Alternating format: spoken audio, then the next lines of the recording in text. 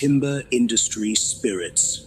The Western Sierra Nevada mountains have seen its share of activity from the timber industry. This activity began in 1852 and continued for almost 70 years. But since the woods that would eventually surround Huntington Lake, as well as the woods of the entire region, belonged to the federal government, the mills operated off of public land. But despite this fact, the timber industry could set up camp practically wherever they wished, due in part to the fact that the areas that they set up camp were on land that was unsurveyed and unpatrolled. It wasn't until 1893 that the Forest Reserve was established, allowing the federal government to finally regulate the timber industry in the area. But even then, the timber industry was still able to flourish. However, the timber industry did encounter resistance to their activities by Native Americans who lived in the area. The Native Americans resisted the presence of the timber industry because, according to their myths and stories, it was bad luck to cut down trees. The Native Americans did all that they could to put an end to the industry in the area, but it was to no avail because no one in the timber industry listened to them or cared what their stories had to say. If anything, the Native Americans who were on the front lines in an attempt to put a stop to the timber industry suffered the consequences because of it. The timber industry wasn't going to put a stop to their activities because they didn't put any stock into the stories of the Native Americans, accompanied by the fact that it was too lucrative for them to stop.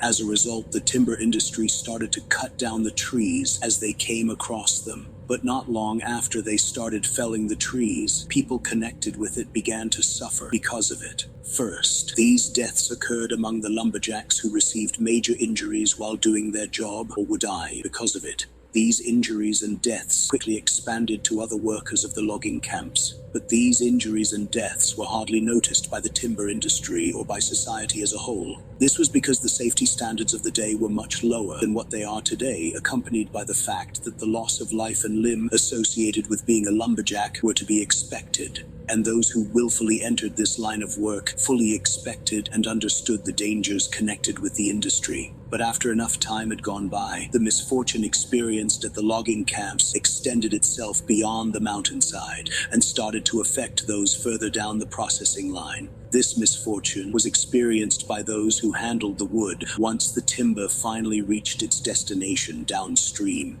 After dealing with the wood, they would experience mysterious illnesses and injuries. Some of them even died because of it. It eventually reached the point where some of the people downstream wouldn't want to deal with the pieces of wood that were harvested from the area. But despite their protests, business still went forward and trees were continued to be felled. After enough time had gone by, the lumberjacks who were staying at the logging camps began reporting encounters with mysterious forces that were making their way around the camp as well as at the sites of the felled trees. These mysterious forces would be credited with incidences that were independent of the activities of lumberjacking or the timber industry as a whole.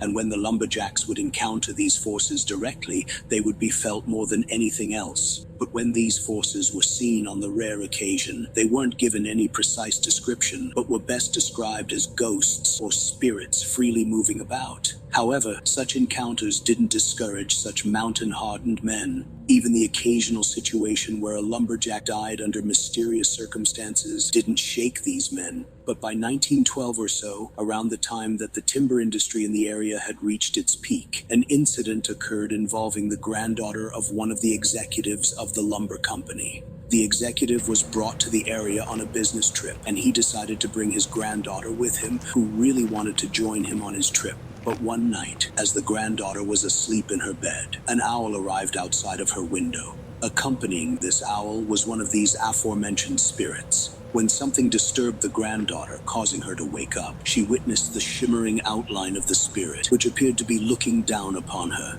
Seeing the spirit, the granddaughter began to scream in fear. Rushing into her room, the executive did all that he could to comfort her. What helped in this matter was the fact that the owl and the spirit had left for the night. The granddaughter eventually calmed down and went back to sleep, though it wasn't an easy one.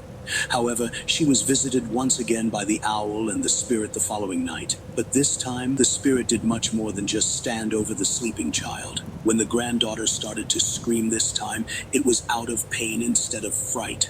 When the executive came rushing into the room this time, what he witnessed shook him to the core. After doing what he could to protect his granddaughter, the executive made a vow to do what he can to put an end to the timber industry in the area that would eventually surround Huntington Lake. And the executive remained true to his vow, though it didn't do that much good in the grander scheme of things. But since the timber industry was already in decline in the area, what the executive did didn't really matter.